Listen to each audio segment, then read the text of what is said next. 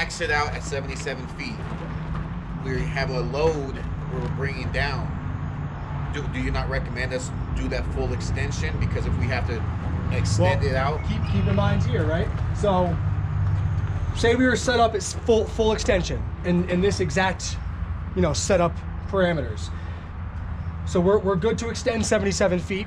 We're not going to pass our tipping limits. We're all good there. But the second part of this chart is to look and see if we go all the way out, our limit is 330 pounds, right? So this machine goes to a maximum of 550. Anything past 63 feet, we're in the 440 zone. And if we're all the way out at 75 feet, we land right here, there is a 330 pound zone as well. And the limit there is just the strength of the rails, right? The more overlap you have, the more strength there is in those rails. If you're all the way out and there's little to no overlap, it just becomes, the strength of this aluminum here. That becomes your limiting factor.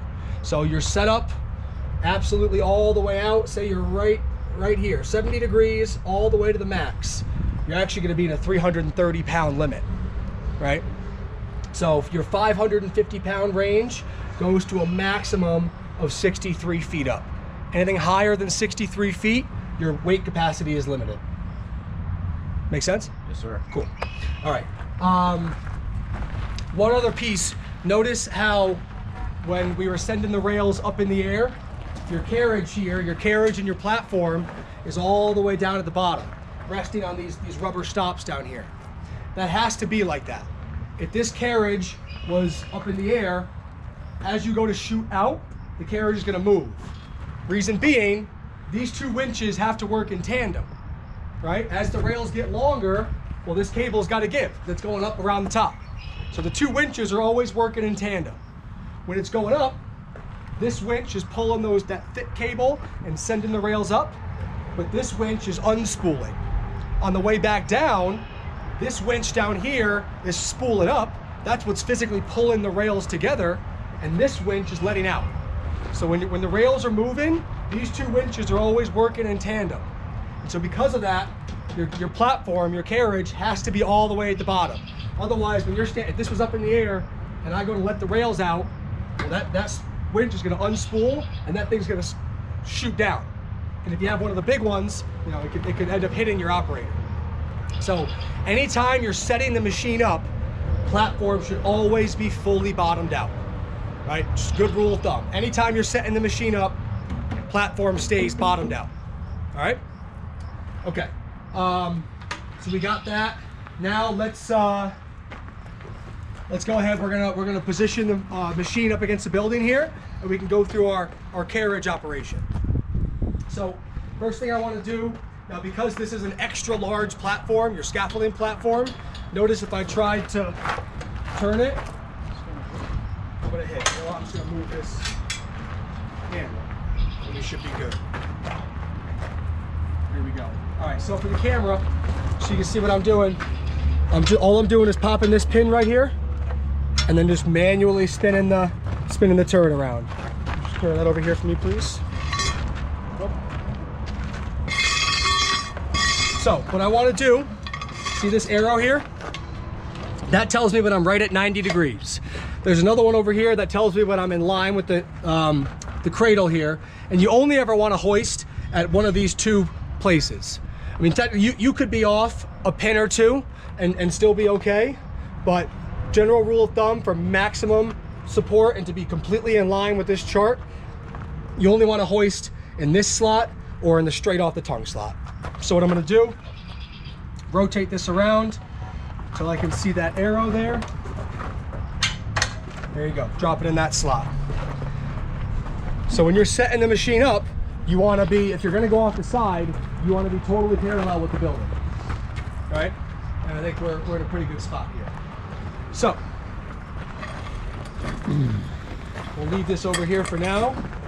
What I got to do is walk around the machine to get over to my controls. Make sure my e-stops are out. Okay.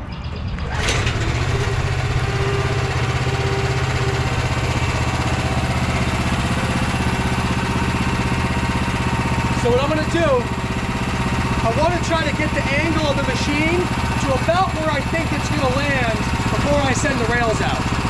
So I'm going to come down a little bit.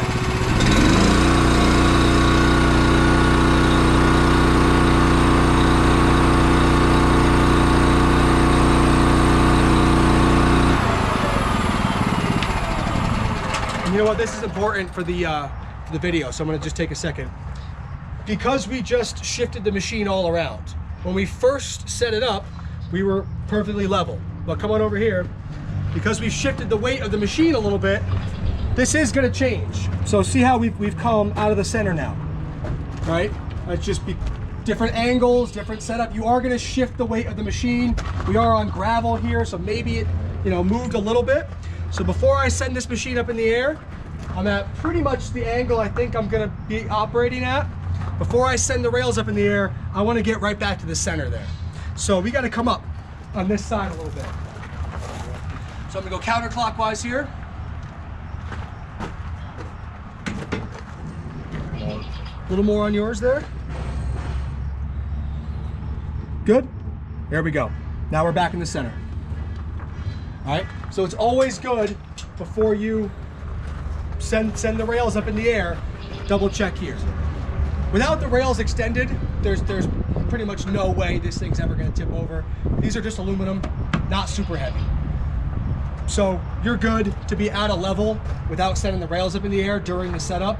But again, before I use this control and send those rails up, I'm always going to double check my level. So now we're back to center. We're good to send these up in the air. If somebody could pull on that cord for me, please.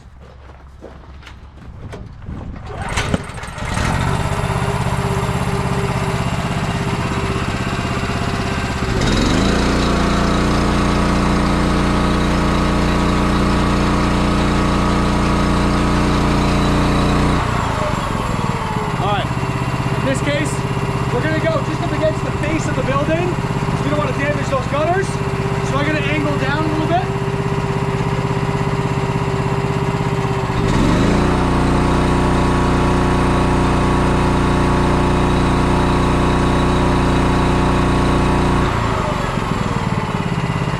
There we go.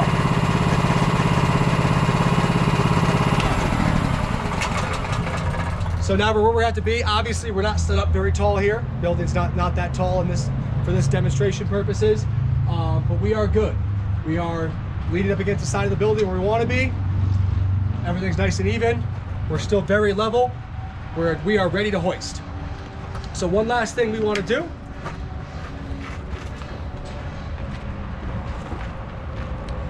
is you'll notice it's pretty high up in the air. Right? We don't want to have to be doing all that. So you'll see this piece here, this drops down, this becomes kind of like your stand. It allows you to bring the platform all the way to the ground. So what we got to do first is bring this up in the air, and on that point, this should only ever go up in the air once you're up against the building. During the setup process, when you're not supported on the building, this should always be bottomed out, right? So if we're not up against the building, this should never move. Now that we are up against the building, we're supported, I could bring this up in the air so it's not touching this silver piece anymore, and then we're gonna slide that down. So I'll show you what that looks like.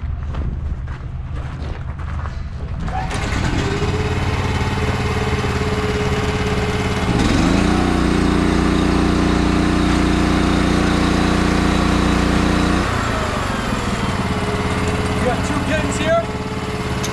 One left, one right. Release that. And that slides down. Now,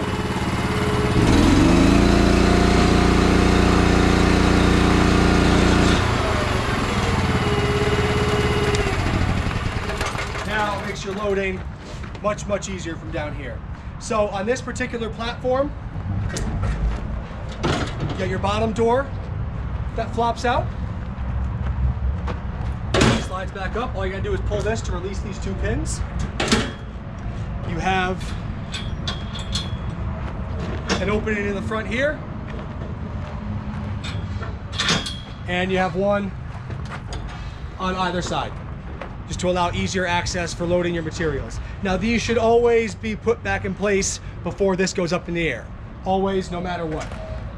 Now, You do have some tie down spots here, one on this side, one on that side, if you want to double secure your load.